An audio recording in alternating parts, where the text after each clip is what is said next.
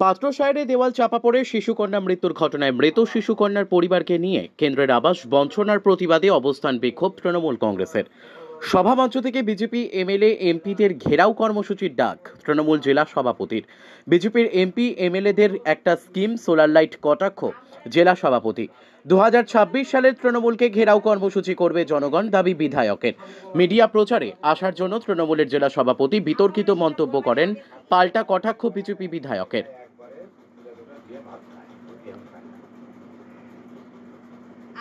গত 3রা আগস্ট বাঁকুড়ার পাত্রসায়র ব্লকের বীরসিংহ গ্রাম পঞ্চায়েতের ডাংপাড়া গ্রামে লাগাতার বৃষ্টিতে কাঁচা মাটির বাড়ির দেওয়াল ধসে মৃত্যু হয়েছিল কিরণ লোহার নামের 3 বছরের এক শিশুর।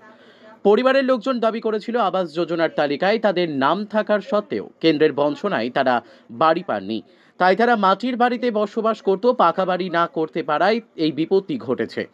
তাই মৃত শিশুর পরিবারে মৃত্যুর জন্য কেন্দ্রকেই দায়ী করেছেন। মৃত শিশুর পরিবারের পাশে দাঁড়িয়েছিল রাজ্য সরকার এবং বিষ্ণুপুর সাংগঠনিক জেলা তৃণমূল কংগ্রেস। মৃত শিশুর পরিবারকে 2 দফায় 5 লক্ষ টাকা দেওয়া হয়েছিল রাজ্য সরকার এবং অভিষেক বন্দ্যোপাধ্যায়ের পক্ষ থেকে। এবার সেই শিশুর পরিবারকে সাথে নিয়ে বীরসিংহ গ্রামে কেন্দ্রের বঞ্চনার প্রতিবাদে অবস্থান বিক্ষোভ কর্মসূচি পালন করলেন বিষ্ণুপুর সাংগঠনিক জেলা তৃণমূল কংগ্রেস। তাদের একটাই দাবি, গরিব মেহনতি মানুষদের যাতে কেন্দ্র সরকার বঞ্চনা না করে তারই প্রতিবাদ জানানো। এই দিনের এই অবস্থান কর্মসূচির মঞ্চে বক্তব্য রাখতে গিয়ে বিষ্ণুপুর সাংগঠনিক জেলা তৃণমূল কংগ্রেস সভাপতি সুব্রত দত্ত বিজেপির এমপি এমএলএদের রীতিমতো হুঁশিয়ারি দিয়ে বসেন। বিজেপির এমপি এমএলএদের হুঁশিয়ারি দিয়ে তিনি বলেন, এই কর্মসূচির পরও যদি কেন্দ্র বাংলার মানুষকে বঞ্চনা করে তবে আগামী দিনে বিজেপির এমপি এমএলএদের ঘর থেকে বের হতে দেবেন না। ঘর থেকে বেরোলে তাদের ঘেরাও কর্মসূচি পালন করবে তৃণমূল কংগ্রেস। তার জন্য বিষ্ণুপুর সাংগঠনিক জেলা তৃণমূল কংগ্রেস প্রস্তুত রয়েছে। পাশাপাশি তিনি বিজেপির এমপি এমএলএদের কটাক্ষ করে বলেন, প্রায় 5 বছর হতে চলল এখনো পর্যন্ত বিজেপির এমপি এমএলএ এরা শুধুমাত্র এলাকায় সোলার লাইট তৈরি করে সক্ষম হয়েছে, তাই তাদের সোলার লাইট এমপি এমএলএ বলে কটাক্ষ করেন।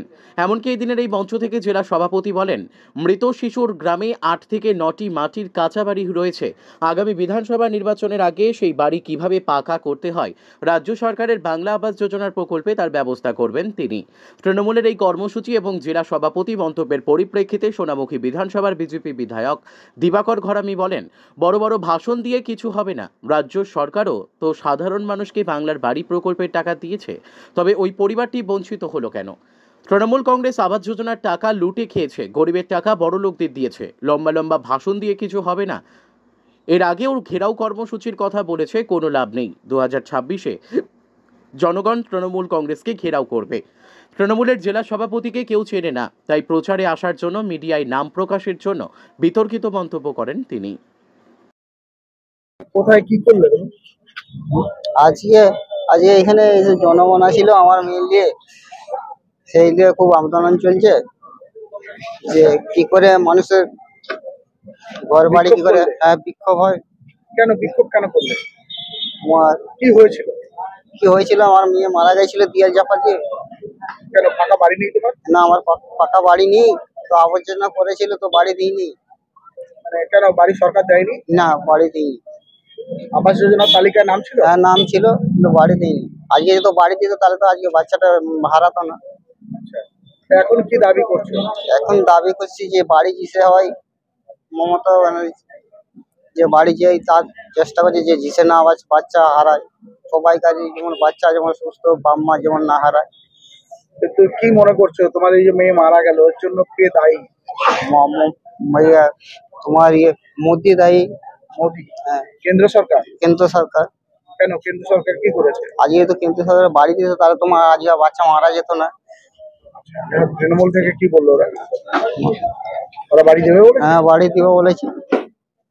আজকে কি করলে তুমি? আজকে অবস্থান বিক্ষোভ করলে? হ্যাঁ, অবস্থা বিক্ষোভ।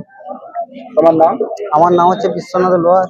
আরেকবার বলো, আরেকবার নামটা বলো। বিশ্বনাথ লোহার।